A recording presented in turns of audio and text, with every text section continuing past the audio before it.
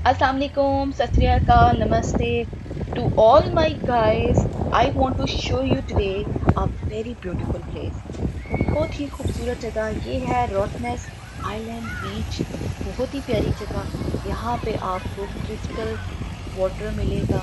यहाँ पे आप लोग फेरीज देखेंगे और स्पेशली जो बीच का कलर है उसका तो मैं आपको क्या ही बताऊं। आपको यहाँ पे डिफरेंट कलर का पानी मिलेगा, कहीं से ग्रीन होगा, डार्क ब्लू है, लाइट ब्लू है। It's so amazing. आप यहाँ पे कुदरत के नज़ारे देखेंगे और कहेंगे मैं हम यहाँ पे आ गए। इट्स हाईली रिकमेंडेड प्लेस और यहाँ पे आप लोग ज़रूर आए, एक्सप्लोर करें।